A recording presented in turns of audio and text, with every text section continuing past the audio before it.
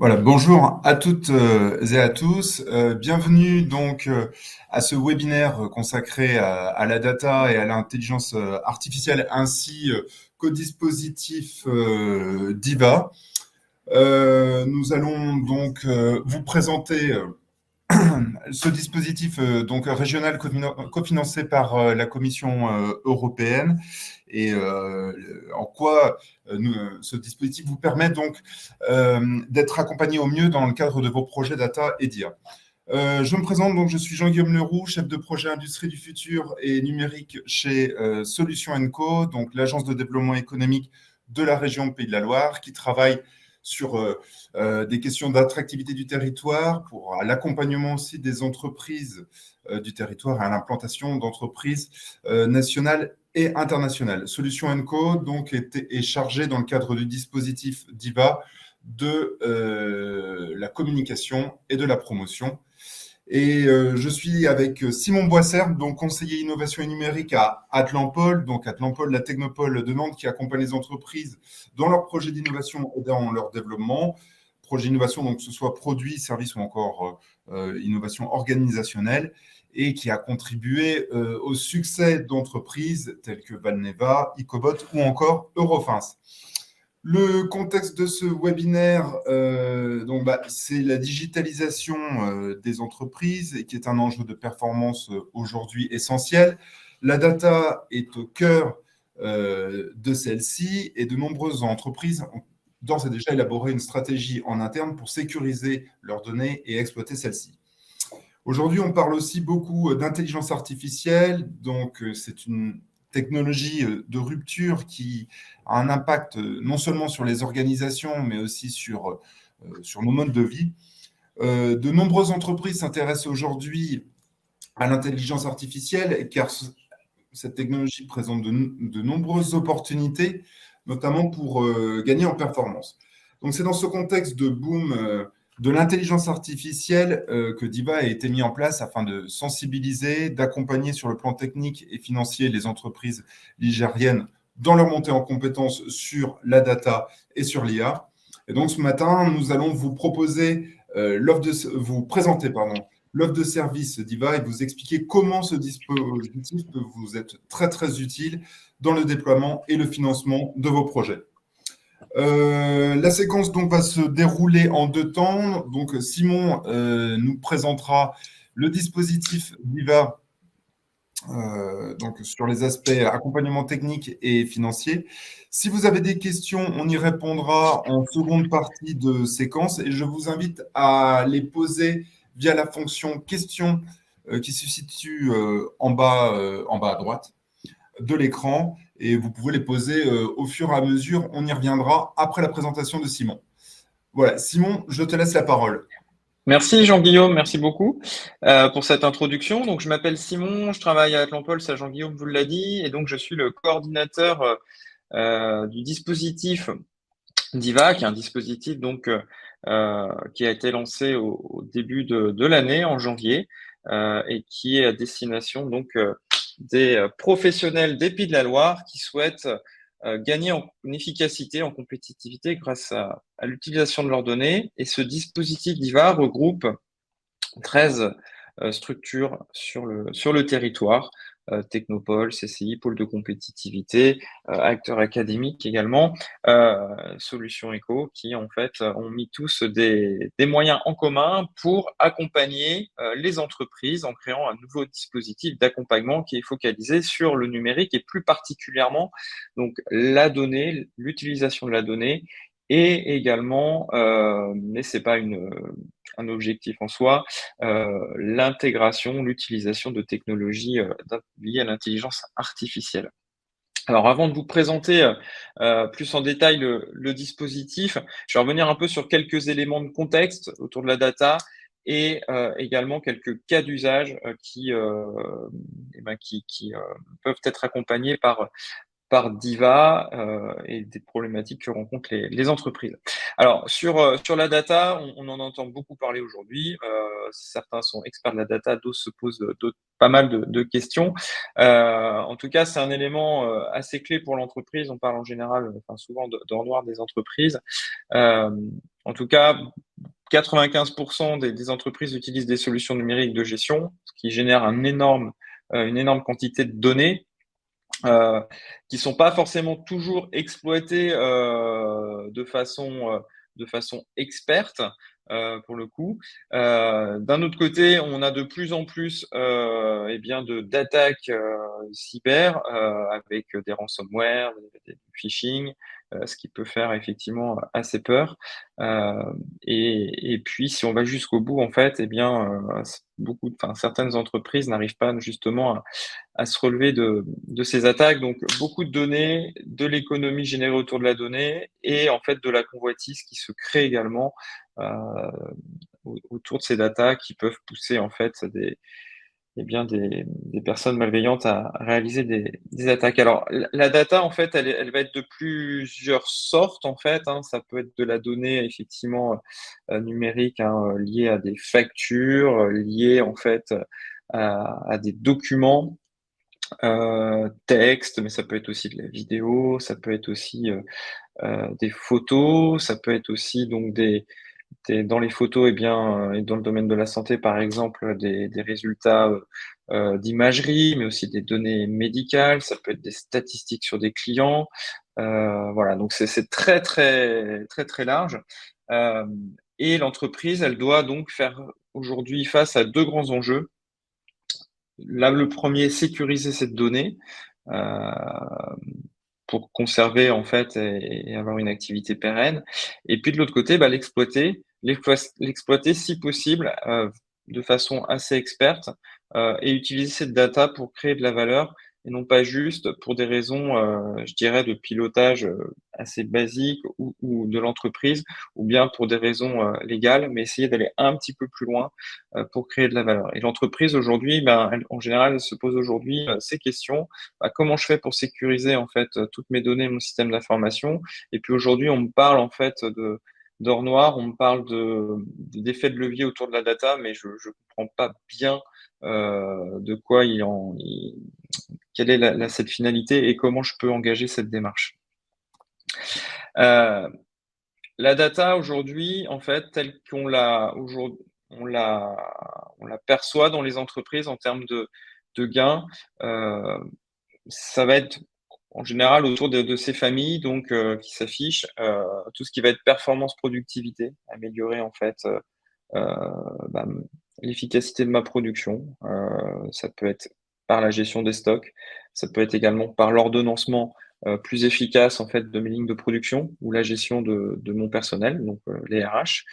Ça peut être aussi optimiser la maintenance de mes machines pour éviter eh bien l'arrêt de machines et donc une perte de production. Mais ça peut être aussi sur des choses beaucoup plus transverses, tout ce qui est lié autour du marketing et de la vente, optimiser en fait et améliorer mon parcours client, mieux cibler mes prospects, mieux transformer les prospects en clients, proposer de façon plus pertinente de nouveaux produits à mes clients, mieux gérer mes commerciaux, mieux les répartir dans leur activité. Et puis dans les RH, ça peut être aussi tout ce qui va être le recrutement, mais également en fait la formation, la pérennisation des salariés dans l'entreprise. Donc beaucoup de thématiques qui peuvent être où la data et potentiellement l'IA peuvent être des outils intéressants dans le cadre des entreprises. Si on fait un petit focus en fait euh, sur des services transverses de l'entreprise, je le disais tout de suite, tout ce qui est prospection commerciale. Ça peut être également l'organisation de tâches pour être plus productif en fait, mieux répartir la charge entre les collaborateurs. Et puis ça peut être des choses aussi très intéressantes qui sont de plus en plus utilisées, notamment par les experts comptables ou les DAF, ou toutes les fonctions, je dirais, financières. Ça va être le classement de factures, de mails, la saisie comptable qui peut être semi-automatisé grâce à ces nouveaux outils sur lequel l'effet de levier en termes de gain de temps est assez important. Dans d'autres secteurs comme la santé, eh bien, ça va être des diagnostics mieux optimisés avec eh bien, une assistance au médecin pour repérer des anomalies, par exemple, sur sur des imageries, ou bien mieux comprendre et mieux ressortir des signaux faibles sur une quantité importante d'analyses biologiques. Ça peut être également améliorer le parcours de soins, l'optimisation en fait de la disponibilité du matériel, l'organisation des lits dans un établissement de soins, organiser en fait et administrer des traitements plus efficaces en mesurant en fait l'impact. Donc là, on part notamment dans les essais cliniques. Et puis bah, pour les soignants, ça va être aussi tout ce qui est autour de la productivité, l'organisation du temps de travail. Dans les secteurs de l'industrie, c'est des choses là qui sont assez pour le coup connues, puisqu'on en parle beaucoup, tout ce qui va être maintenance prédictive, préventive, la planification des disponibilités machines, la gestion de l'énergie qui est en fait une problématique assez prenante aujourd'hui dans les entreprises. Savoir repérer en fait le gaspillage d'énergie, euh, des pics en fait de charges qui ne sont pas normaux dans l'activité. Et donc pouvoir en fait y intervenir le plus vite possible. Et puis ça va être aussi le confort hein, des opérateurs, le confort de travail des opérateurs avec les assistances, la robotique. Euh, voilà. Et dans le domaine de l'agricole également, ce sont des technologies qui sont des outils qui sont de plus en plus utilisés. On retrouve cette problématique de gestion de l'énergie comme dans l'industrie. On va aussi retrouver la gestion de l'eau avec tout ce qui va être irrigation. Donc administrer la bonne dose d'eau au bon moment, au bon endroit, pas forcément de façon uniforme sur une parcelle, mais plus se focaliser par exemple là où on a repéré qu'il y avait un déficit en eau. Euh, Suivre la production, optimiser en fait les rendements, optimiser la délivrance d'entrants également. Et puis, bien sûr, aller vers l'optimisation des coûts, que ce soit en fourniture de matières premières, mais également sur la vente auprès des consommateurs finaux ou bien des clients professionnels. Pardon, excusez-moi. Donc, beaucoup d'enjeux, beaucoup de cas d'usage potentiels, en tout cas beaucoup d'utilité euh, au sein des entreprises, mais quand on ne sait pas, quand on n'est pas expert de cette data ou de cette technologie, qu'on est une entreprise, je dirais, traditionnelle, dont le métier n'est pas de maîtriser le numérique, mais de l'utiliser en tant qu'outil, eh bien, on peut parfois être un petit peu perdu pour exploiter ces données. Ça va nécessiter en fait d'avoir une méthodologie, je dirais, établie, qui va en fait s'appuyer sur, bien, dans un premier temps, travailler autour de la donnée, identifier quelles sont les sources de données dont je dispose, est-ce que ces sources de données sont exploitables, est-ce qu'il faut par exemple faire une première phase de nettoyage, est-ce qu'il faut les compléter pour avoir une représentation statistique bonne de ces données. Et puis, ça va être aussi bien de choisir les bons outils, les bonnes solutions en adéquation avec les données dont je dispose et puis surtout la problématique sur laquelle je souhaite me positionner. En tout cas, je souhaite apporter une solution. Euh, et les entreprises qu'on rencontre bien souvent, voilà, elles ont des difficultés puisqu'elles ne sont pas expertes. Et donc, les principales questions qu'elles se posent aujourd'hui, c'est quelle est à quel besoin effectivement ça peut répondre en fait cette stratégie data? Comment est-ce que les autres entreprises de mon écosystème en fait utilisent ces outils pour répondre à quel type de problématique? Et est-ce que moi j'ai cette problématique et est-ce que je pourrais mettre aussi en place cette démarche?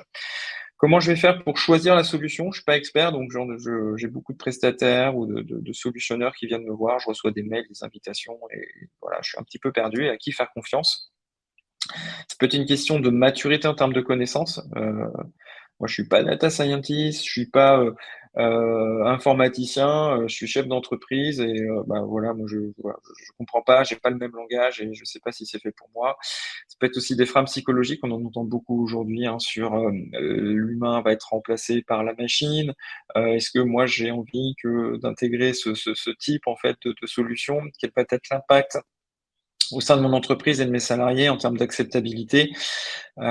Et puis, ça va être aussi un manque de financement ou comment optimiser le financement pour bien mettre en place ce type de solution? Quel ROI, en fait, quel retour sur investissement je vais pouvoir en tirer et sur combien de temps?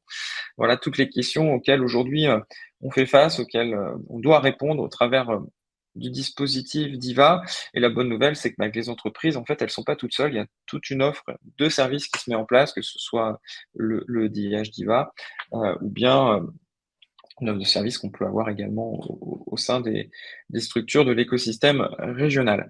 Alors Diva, en fait, ça s'adresse à toutes les entreprises, heu, de toute taille, excepté les grands comptes. On est focalisé sur les petites, moyennes, heu et puis les ETI, et dans des secteurs qui sont assez variés, pour le coup, mais qui sont représentatifs, en fait, de notre écosystème régional. Donc on va aussi bien de l'aéronautique, au nautisme, en passant par tout ce qui va être, mobilité, agriculture, tourisme, heu, énergie, agroalimentaire.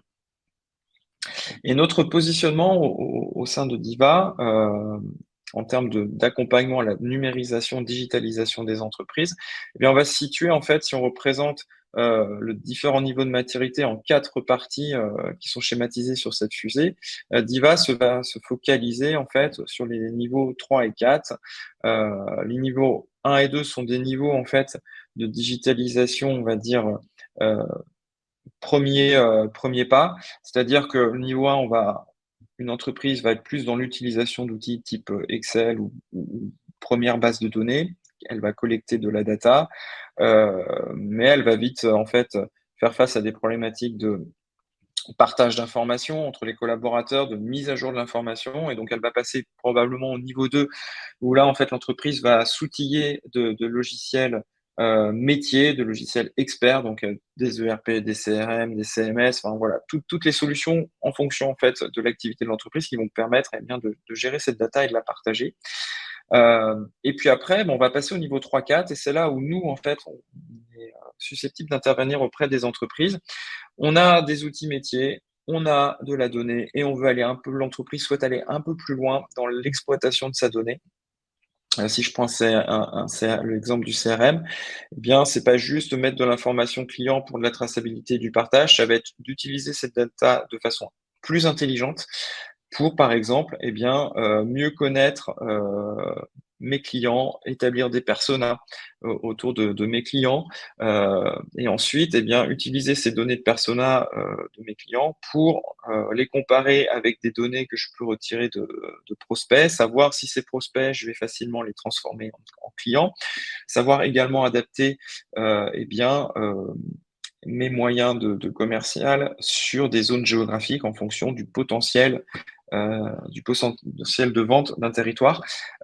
Tout ça, en fait, toutes ces questions, en fait, que je, que je pose, eh bien, on peut les résoudre sur un niveau, je dirais, de maturité un peu plus important que niveau 3, en utilisant des données historiques, ou bah, même en allant chercher des données tiers, d'activité, pour, eh bien, être un peu plus efficace, et poser justement des actions, non pas sur heu, des ressentis, mais plus sur des faits basés sur des données. Et puis le niveau 4, eh bien, on est sur la mise en place d'outils, dits d'intelligence artificielle, donc d'outils prédictifs, heu, qui vont pouvoir permettre, eh bien, d'anticiper des événements, de prévoir, en fait, si je reste dans le cas du CRM, prévoir, et du commercial, prévoir un chiffre d'affaires, prévoir, potentiellement aussi, une montée en charge de mes commerciaux en fonction de l'activité. Voilà, donc Diva se positionne sur les niveaux 3 et 4, et les niveaux 1, 2, bah, sont plus adressés aujourd'hui, hein, avec, un réseau de prestataires, avec des aides, en fait, aujourd'hui, que les entreprises ont déjà à disposition, notamment, avec le conseil régional des Pays de la Loire, un certain nombre de dispositifs. Nous, on vient ensuite au niveau 3-4 pour apporter cette couche, eh bien, d'expertise. Diva, notre offre de service, en fait, elle se décompose aujourd'hui en 3 grandes, étapes, l'orientation, la qualification et l'accompagnement. Hem, Si je fais, un petit peu plus un focus sur ces missions, eh bien le premier, la 1re étape, ça va être vraiment le conseil, donc orientation, sensibilisation, conseil.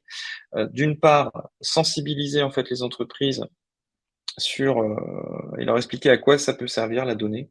Pas forcément l'intelligence artificielle, mais déjà dans un premier temps la donnée. Qu'est-ce que je peux en faire? À quel type de problématique en fait ça peut répondre dans mon entreprise? Je vous en ai présenté un certain nombre de cas d'usage. Voilà, il y en a plein d'autres. Ce qu'on essaye de faire, c'est de décortiquer en fait le fonctionnement de ces cas d'usage, d'une part à partir de la problématique, de reprendre les jeux de données qu'on peut utiliser, quel type de données, comment est-ce qu'on les utilise, quel type d'algorithme ou de solution on va utiliser pour quel type de résultat. Ça, voilà, c'est notre première étape, c'est voilà, montrer concrètement à quoi ça sert et faire comprendre à nos interlocuteurs que c'est pas un effet magique, que ça repose sur des données tangibles et des outils tangibles. Voilà, sensibilisation. Ensuite, pour les entreprises qui souhaitent aller un peu plus loin dans cette démarche, qui se disent oui, bah pourquoi pas, en fait, au final, ça me paraît pas si compliqué et j'ai potentiellement des problématiques qui pourraient être intéressantes en fait, d'échanger avec les conseillers d'IVA, de soumettre en fait je dirais voilà, des conseillers pour pouvoir voir si on va plus loin.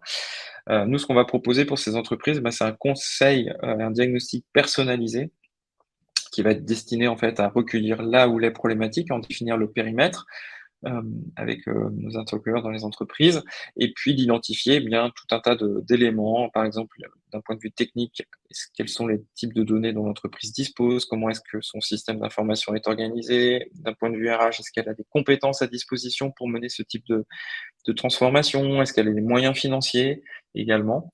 Donc on pose un certain nombre de questions qui va nous permettre d'établir en fait une feuille de route, un plan d'action que l'on va ensuite proposer à l'entreprise pour mener en fait sa transformation digitale en ayant identifié la problématique et là où vous souhaitez aller. Donc ce parcours qui va ensuite se décliner en plusieurs services à la carte, personnalisés en fonction des besoins de l'entreprise. Et donc on va retrouver des services par exemple de prototypage, tout ce qui va être mise en place de cahiers des charges, sourcing de prestataires, mise en place de POC, donc Proof of Concept ou plus plus généralement d'expérimentation de solutions existantes ou bien adaptées aux besoins de l'entreprise.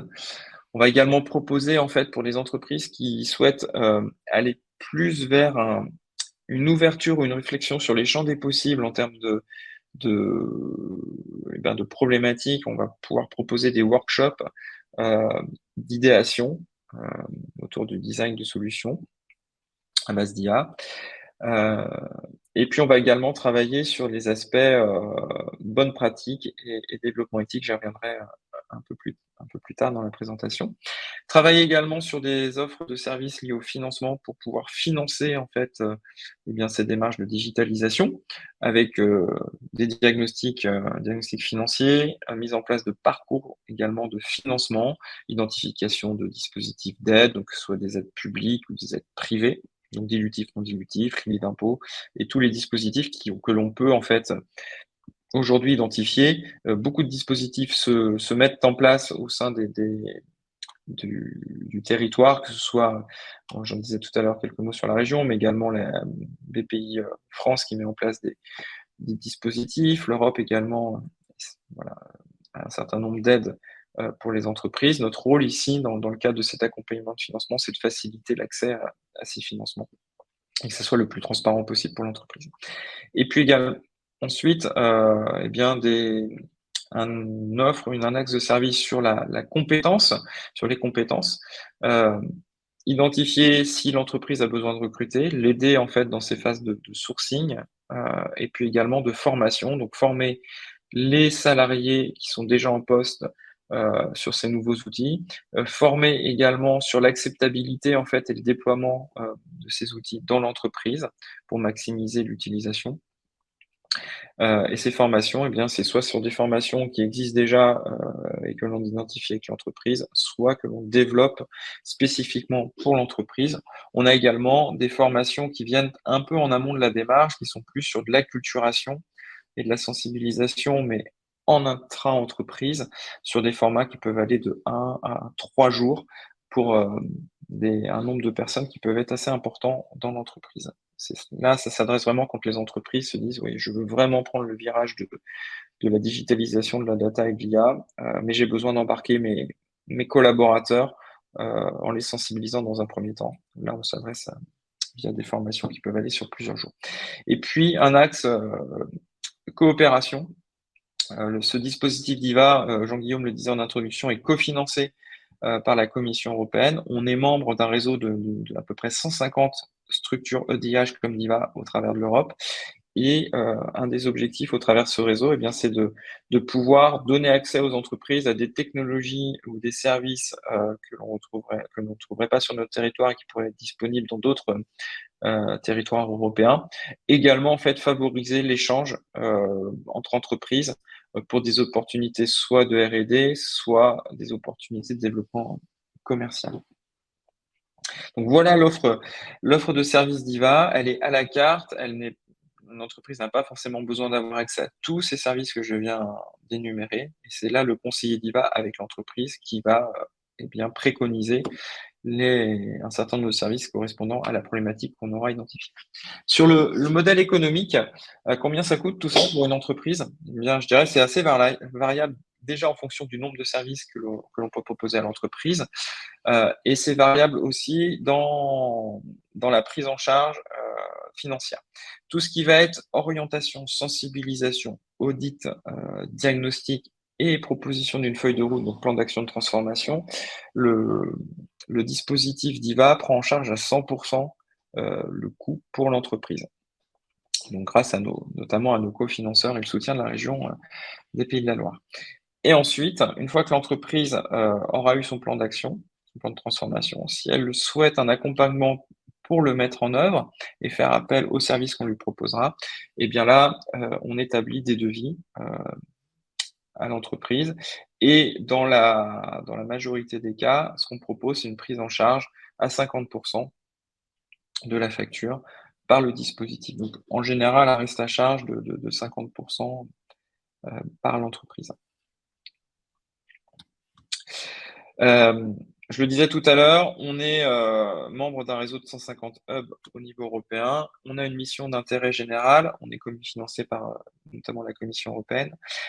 Notre objectif global au travers de ce dispositif, c'est vraiment de mettre un coup d'accélérateur en fait à la sensibilisation et engager en fait les entreprises dans ces démarches, les engager pour pas qu'elles prennent de retard, pour pas qu'elles soient dépassées par les événements autour de la data et de l'IA. Mais on souhaite le faire en réponse à des besoins qui sont, je dirais, bien identifiés. Et l'idée, c'est pas juste faire de la digitalisation et surtout de l'IA et de la data parce que c'est fun et parce que c'est dans l'air du temps, mais bien être dans une démarche qui va être utile à l'entreprise euh, et leur faire gagner du temps. Et on souhaite être le plus neutre possible. On se positionne en tiers de confiance pour aussi eh bien, router vers les meilleures solutions, les meilleurs outils que l'on peut avoir identifiés et faire le lien entre eh bien, des solutionneurs et puis l'entreprise. Euh, je disais tout à l'heure, l'idée, c'est pas de faire de la digitalisation pour faire de la digitalisation parce que c'est fun. Quand on parle data IA, on a un certain nombre de bonnes pratiques à mettre en œuvre, qu'on soit développeur de solutions, éditeur ou bien utilisateur de ces solutions, donc plus entreprise traditionnelle. On parle aujourd'hui pas mal d'éthique, de responsabilité. Certains ont signé des moratoires pour stopper en fait le développement de l'IA parce que ça fait peur. En tout cas, nous, ce qu'on souhaite, c'est encourager les bonnes pratiques, montrer aussi les bonnes pratiques à mettre en place quand on développe euh, des solutions à base d'IA ou bien quand on les utilise, éviter l'effet de biais, développer la transparence, éviter également la dépendance à ces outils, faire que l'humain, l'homme, reste au cœur en fait eh bien, de ces décisions, que ce soit juste, entre guillemets, des outils d'aide à la décision et de gain de temps pour les utilisateurs. Et donc là, on développe également à ce stade aujourd'hui du projet, enfin du dispositif, des outils d'acculturation, de sensibilisation sous forme de service game, où en fait on a un certain nombre de cas d'usage que l'on présente avec des questions associées sur eh bien, la transparence, l'équité, euh, l'effet boîte noire, ce genre de choses, également sur la sécurisation, sur le RGPD, pour faire prendre conscience aux utilisateurs, aux entreprises des bonnes pratiques. J'ai bientôt fini. Quelques cas d'usage aujourd'hui qui sont accompagnés par le dispositif. Comme je disais, l'offre a été lancée début janvier. On a réalisé déjà une bonne cinquantaine de diagnostics auprès d'entreprises régionales. On a établi également des, des plans d'action de transformation et on commence à mettre en place aujourd'hui des formations et même également des expérimentations au sein d'entreprises pour lesquelles on a pu réaliser des diagnostics. C'est un aperçu. Vous allez voir, c'est assez large en termes d'activité. Là, c'est l'exemple en fait, eh bien, d'un agriculteur qui est venu nous voir, euh, qui est basé donc à Sainte-Passane et qui a un certain nombre de problématiques en fait sur lesquelles il souhaite travailler et où le digital peut lui permettre eh bien, de gagner en termes d'efficacité, que ce soit pour la prédiction des récoltes, l'optimisation de ses dépenses énergétiques au niveau de ses serres, euh, l'ajustement en fait entre les commandes de plan et les intrants, euh, meilleur pilotage de sa trésorerie et l'automatisation de ses outils de production. Donc des choses qui sont assez transverses quand on parle de trésor et des choses qui sont beaucoup plus techniques métiers quand on parle par exemple d'entrant, de et puis d'irrigation. On a également en fait dans le domaine du bâtiment et de l'immobilier eh bien des travaille avec une agence immobilière qui elle est plus sur je dirais la prédiction et l'anticipation au niveau de son activité commerciale, et puis également autour de l'usage des déchets dans les bâtiments, tout ce qui est gaspillage, notamment de matériaux. Euh, et également, bien là de façon un peu plus diffuse pour le coup, des réflexions avec notamment des acteurs du tourisme sur la dynamisation d'un territoire et je dirais l'adaptation de l'offre touristique en fonction des flux sur le territoire. Euh, on a également des problématiques adressées sur la maintenance dans le domaine de l'industrie. Euh, Et puis également une réflexion avec des établissements publics sur des plans de mobilité. Euh, donc je disais tout à l'heure qu'on était PME, PMI, ETI. On est également aussi à disposition des collectivités qui se posent des questions sur l'exploitation, l'utilisation de leurs données. Comment en fait rentrer en contact si vous avez des questions, si vous souhaitez en fait mieux nous connaître, si vous avez besoin d'en savoir plus, ou bien de nous soumettre en fait des problématiques que vous avez au sein de vos structures, sur lesquelles vous vous dites bah, peut-être que c'est un intérêt quand même à ce que j'en parle à quelqu'un et à Diva parce que potentiellement on peut aller plus loin dans la démarche, par exemple d'expérimentation, d'utilisation de la data ou de formation, de sensibilisation. On est répartis en fait sur l'ensemble du territoire. Euh, les technopoles et les CCI, le pôle EMC2 et le pôle imagerie réseau, en fait, eh bien sont des points de contact privilégiés pour les entreprises. Alors, vous allez pouvoir vous poser vos questions juste après mon intervention.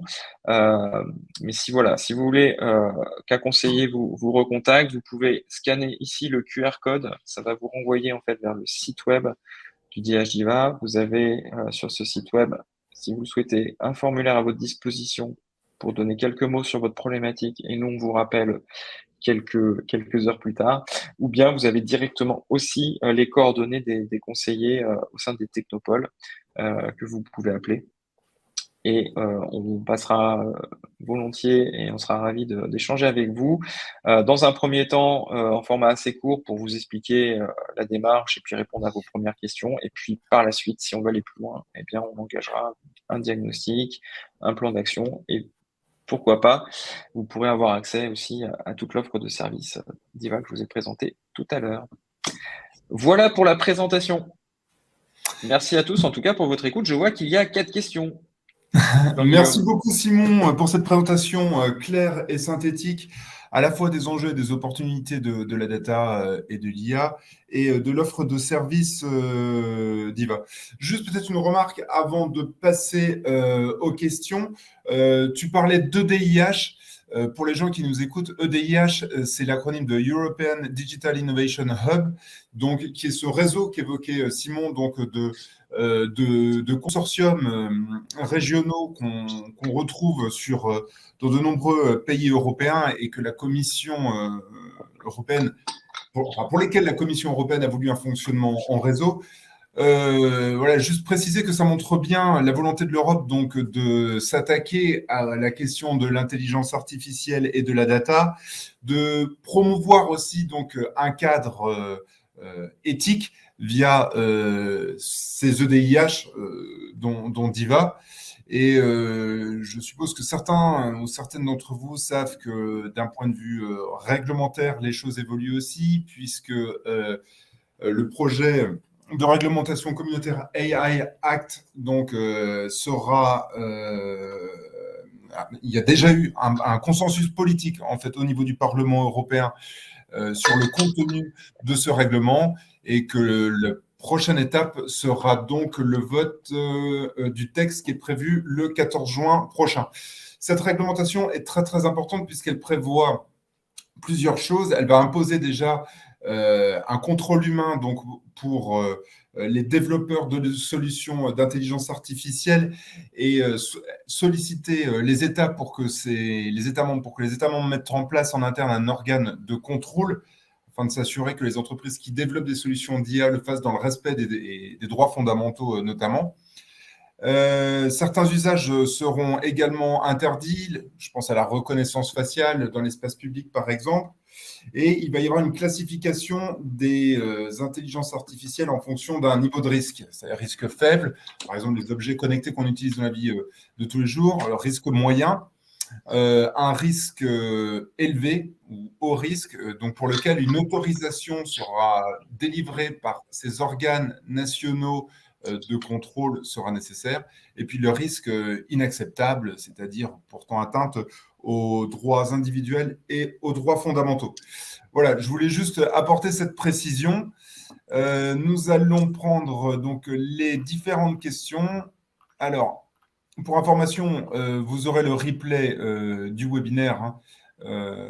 Une question à ce sujet a été posée. Alors, première question, Simon, quel type d'entreprise sollicite Diva? Alors, les types d'entreprises, comme je l'ai évoqué tout à l'heure, c'est assez large pour le coup. Alors, ce sont des organisations, donc il y a les entreprises privées. Alors, ça peut être start-up, ça peut être PME, ça peut être TPE, ça peut être ETI. Nos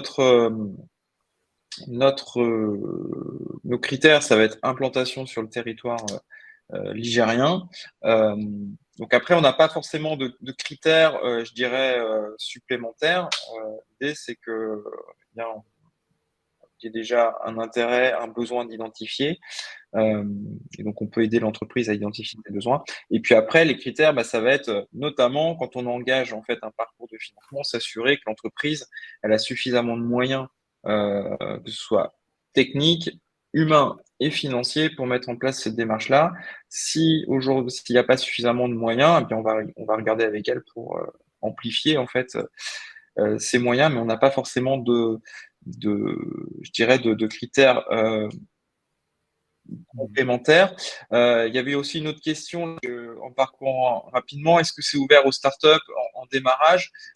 Oui, c'est ouvert en startup en démarrage. Et donc, ça peut être aussi, c'est pas forcément des entreprises traditionnelles non expertes, ça peut être aussi des outils, des startups qui sont spécialisées dans l'informatique, dans la data IA, mais qui ont aussi des problématiques, alors pas au même stade de maturité. Je l'ai pas dit tout à l'heure, par exemple, les POC que l'on propose, on a des POC de façon très expérimentaux sur des courtes durées pour tester en fait une solution qui est quasi sur étagère, mais quand on est dans la data IA, on a besoin de paramétrer les modèles. Et donc là, on s'adresse plus particulièrement aux entreprises traditionnelles pour évaluer un premier ROI, pour réaliser une faisabilité. Mais on a aussi des outils de POC plus experts avec certains de nos partenaires, où là, on va plus engager des démarches de R&D sur 12-18 mois avec des ingénieurs de recherche, avec des post-doctorants.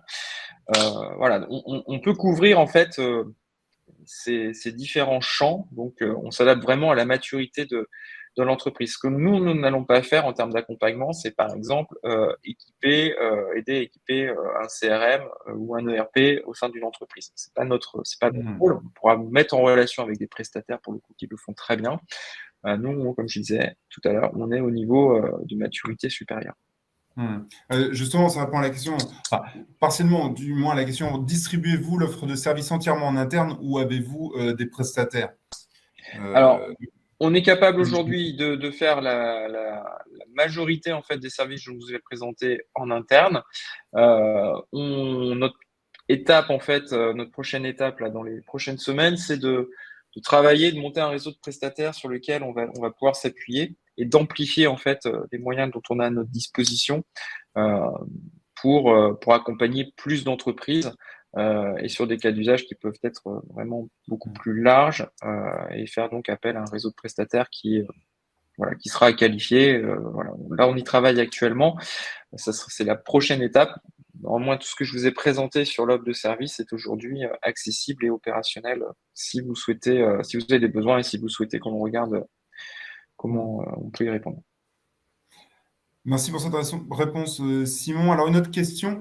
Quels vont être les indicateurs de performance de Diva pour considérer que les données, les algorithmes auront pris une bonne place dans les entreprises du territoire et seront effectivement utilisés ou maintenus? Alors, notre indicateur, enfin, c'est pas, là, je vais parler c'est pas des indicateurs forcément chiffrés. Nous, là, on va considérer en fait un bénéfice, en fait, un effet de levier pour du DH, c'est quand on va déjà, d'une part, sensibiliser l'entreprise, lui faire prendre conscience d'un certain nombre de choses autour de la data IA. Ça fait partie de nos objectifs hein, et de performance. Donc, sensibiliser un grand nombre d'entreprises. Euh, un petit peu d'effet de masse pour le coup. Après, on va être je dirais, en fonction de la problématique que l'on aura identifiée, un de nos facteurs je dirais, de réussite, de performance, ça va être d'accompagner l'entreprise jusqu'à l'objectif qu'elle se sera fixée en fait. Si l'objectif c'est de tester en fait une nouvelle solution, notre efficacité, notre performance, ça aura été de l'amener jusqu'au test. Si l'objectif de l'entreprise c'est d'aller ensuite industrialiser cette solution, et si on l'accompagne sur ce volet-là, notre objectif de réussite, ça sera de l'accompagner jusqu'à cette industrialisation. Voilà. Donc, en fait, nos objectifs sont vraiment calés en fait par rapport aux objectifs et aux besoins de l'entreprise. Mhm. Je ne sais pas si ça répond bien à la question de Sophie, mais voilà la réponse que je pouvais apporter. Ouais, si, Sophie, vous souhaitez en savoir plus et échanger, on est bien entendu à votre disposition. Ça rejoint une autre question posée par Thibaut qui souhaitait savoir si en effet on pouvait intervenir sur des modélisations et des algorithmes sous forme de C'est ça, ouais, prototypes. tout à fait. Ouais, Donc, ouais, tout à fait, ouais, Thibaut, ouais. Ouais. oui, Thibaut, et on est à votre disposition pour échanger davantage sur ce sujet. Alors, quid de Euh, l'API, en fait, si elle est importante, cette question-là de Thibaut, je vois qu'il est intéressé. ah oui, Euh, en effet. en fait, l'API, tout va dépendre du niveau de POC. Quand on est sur des POC beaucoup plus recherche, donc avec une collaboration recherche avec nos partenaires, là, il peut y avoir un partage euh, de l'API par rapport à la publication, notamment s'il y a des travaux de recherche. Pour le reste, quand on est sur des travaux, je dirais, de développement expérimental, là, la propriété intellectuelle revient à l'entreprise. Il n'y a pas il n'y a pas de partage de l'API, puisque là, on est sur des solutions d'industrialisation. Donc, voilà. C'est assez classique pour le coup. Merci pour cette réponse, Simon. Alors, peut-être une dernière question de Monique. Combien de conseillers d'IVA en Pays de la Loire et comment les joindre? Alors, comment les joindre? Eh bien, via le site web. Euh, Comme je disais, vous flashez le QR code, vous allez arriver sur le site web. Après, vous avez un formulaire de contact que vous pouvez compléter. Vous avez des numéros de téléphone à votre disposition. Après, vous avez bien sûr, si vous connaissez des interlocuteurs, par exemple au sein de Solutions Eco, des Technopoles, de la CCI régionale, au sein d'ADN Ouest ou des partenaires du dispositif. Je les ai pas tous énumérés, mais il y a également Imagerie Réseau, le pôle MC2. Si vous connaissez déjà ces interlocuteurs, allez directement les contacter, ce sera plus simple. En tout cas, quand on connaît les gens, c'est bien de faire appel à eux. Sinon, vous passez par le site web. Vous pouvez également nous rencontrer sur un certain nombre d'événements de sensibilisation qu'on organise comme aujourd'hui, présentiel ou distanciel. Euh, voilà. Et puis de toute façon, vous aurez accès à la présentation. Vous avez nos coordonnées, que ce soit moi ou Jean-Guillaume. Donc, si vous souhaitez vraiment aller plus loin dans la démarche, n'hésitez pas, surtout pas à nous contacter. Merci Simon. En effet, comme tu le soulignais, on est présent sur de nombreux événements en région, donc sur les différents territoires. Donc, vous aurez l'occasion de rencontrer des conseillers, de poser vos questions. Je vous invite aussi à aller sur notre site internet pour en savoir plus sur notre offre de service et pour vous informer aussi, puisque donc nous publions des articles que nous jugeons en fait pertinents en ce qui concerne l'IA, les aspects éthiques, les aspects juridiques, etc. Vous pouvez aussi suivre notre actualité sur les réseaux sociaux, en particulier LinkedIn. Voilà, 11h19, donc on arrive à une dernière question, qu'on va prendre une question de Tom. Quand vous dites que le dispositif est pris en charge à 100% et 50%, cela veut dire, en vulgarisant, que c'est offert? Je te laisse répondre. C'est de la vulgarisation, on peut dire ça comme ça. Après, on a juste derrière les 100%, on a un mécanisme juridique basé sur les minimis, mais je ne vais pas rentrer dans le détail ici.